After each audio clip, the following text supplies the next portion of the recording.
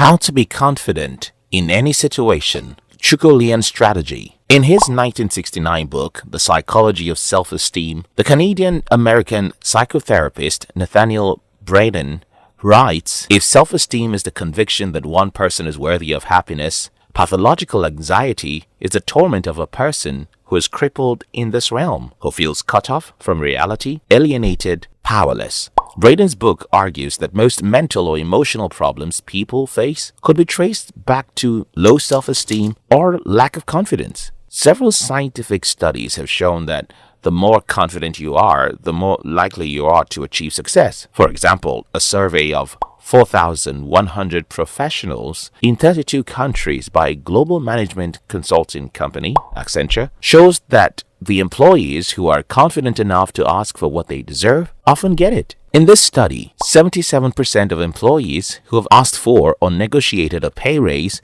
have received one, while 68% of professionals who have asked for promotion also received one. In his 2008 book, Predictably Irrational, Dan Ariely wrote about anchoring, which is the tendency that you'll get more than you want in any negotiation. If only you're confident enough to raise your bar. Open your mouth widely and ask for something big. That's why Christopher Columbus was such an admirable figure. In the year 1487, Christopher Columbus met the Queen of Isabella, asked her to finance his voyage, and requested some other ridiculous things from her. Columbus had earlier met the King of Portugal, João II, asked him to finance his west voyage, give him some ridiculous titles, and 10% of the future commerce with whatever country he discovered. And even though many powerful people often turned down Columbus whenever he asked for the moon, he often ended up getting the star. Which is more reason why disagreeable people succeed faster in life. Disagreeable people usually stand up and speak up. They often open their mouth wide and ask for the moon.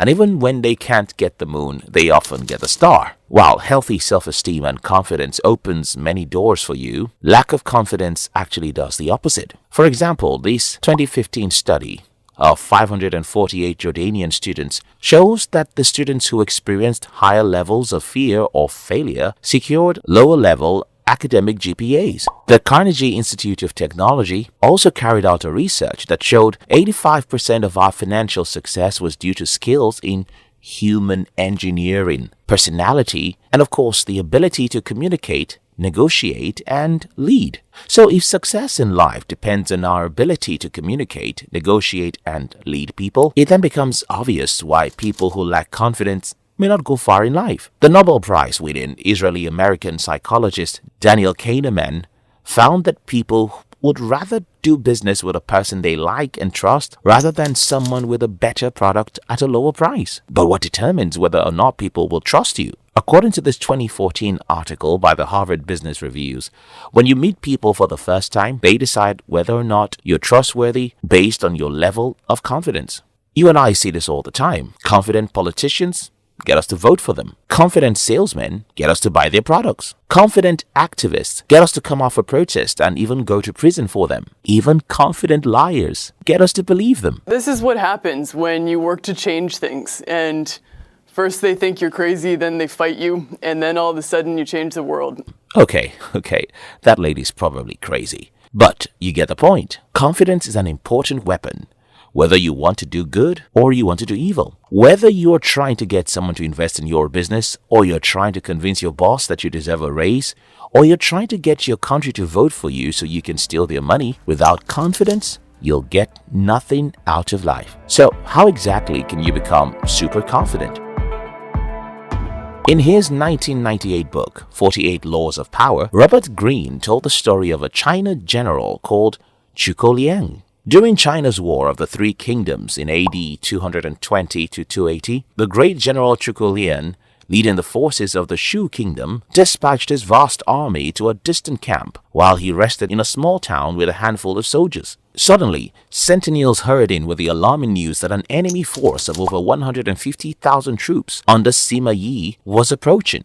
With only 100 men to defend him, Chuko Liang's situation was hopeless. The enemy would finally capture this renowned leader. Without lamenting his fate or wasting time to figure out how he had been caught, Liang ordered his troops to take down their flags, throw open the city gates, and hide. He then took a seat on the most visible part of the city walls. He lit some incense, strummed his lute, and began to chant.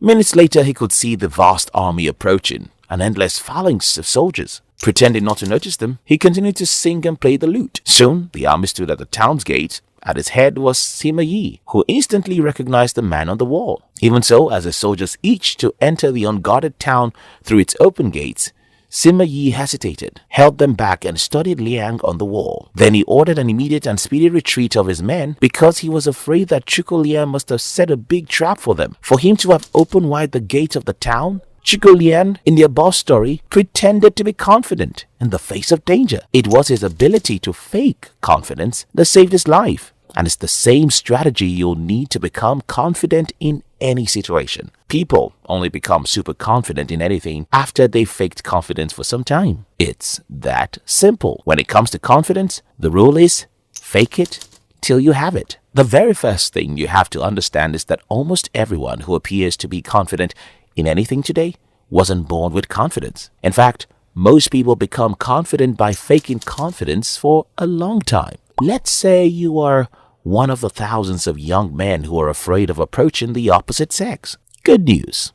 I was once like you, and the medication I use to cure myself is called fake it till you have it. Sometimes when I was around 20 years old, to cure myself of the fear of speaking with the opposite sex, I simply pretended that I was not having that fear. There was a period I set a goal to speak with tens of women within a week. I would just walk up to a woman, introduce myself and start a conversation. Yes, you'll be rejected a few times, but soon your brain will stop exaggerating how painful such rejections are. When your brain starts seeing these rejections as a normal thing, then you'll be able to do more of such things that you've been afraid of. Let's say you're one of the 77% of humans who fear public speaking. To overcome the fear of public speaking, the first thing to do is to understand that even the most famous public speakers in the world still experience some level of anxiety each time they want to speak to an audience. But because these people have spoken hundreds of times in public, their brains can easily act out confidence. The second thing to do is to create an environment that allows you to speak to groups of people all the time.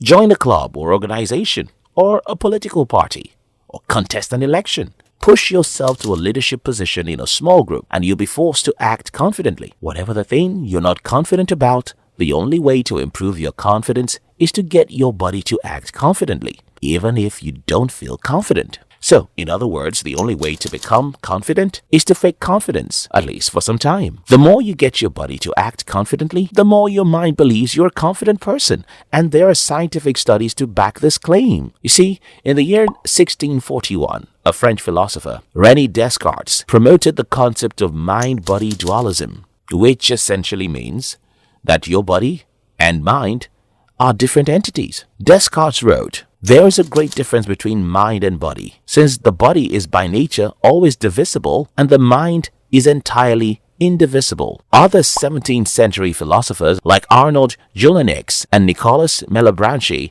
also believe that the mind and body are separate entities. However, several decades after René Descartes, scientific studies have shown that in fact, your body and mind are closely linked together. According to this 2017 publication by the Frontiers in Psychology, our body is tightly linked to the mind, which means if you can get your body to do something, you can change the way your mind feels about such a thing. This concept is called embodied cognition, and it was first proposed by philosophers like Martin Heidegger, Maurice Merleau-Ponty, and John Dewey. For example, what do you think about this man or this woman? You and I know that these people are sad or worried, but what exactly makes them sad? Their minds or their body posture? It turns out that it's both. Scientific studies have shown that these two people are sad because of their minds and their physical posture. And if we can change either their mind or their posture, we can change their mood. This study of 74 people published by the American Psychological Association, for example, shows that if we can get someone who's depressed or sad to stand up, we can make them happier. Better still, if we can get them to walk outside, we can change their mood. For example, this 2019 study published by Science Daily found that you can be happier right now simply by smiling. Even if you force that smile by putting a pencil in your mouth, your brain will still get you some dose of happiness. In a recent study from San Francisco State University, students were told to either walk down a hole in a slouch position or to skip. The slouches reported increased feelings of depression and lower energy than the skippers. Now, let's say that you're not confident about certain things. This state of low confidence is a collective work between your mind and your body. To change that state, that feeling, or that belief, you'll have to use your body to influence your mind. Just as the sad people can change their emotions by changing their posture, studies show that you can become confident by pretending to be confident for some time. So let's say you don't have enough confidence to start a conversation with a stranger and you want to change that. Scientific studies show that the best way to become a great conversation starter is by pretending that you're a very confident person who can initiate a conversation with anyone. Yes, the first time you do it, your awkwardness will almost be visible to the next person. But the second time will be better. And the third time will definitely be easier. The best way to convince your mind that you're a confident person is to get your body to act like a confident person again and again. When it comes to confidence, the simple rule is fake it till you have it.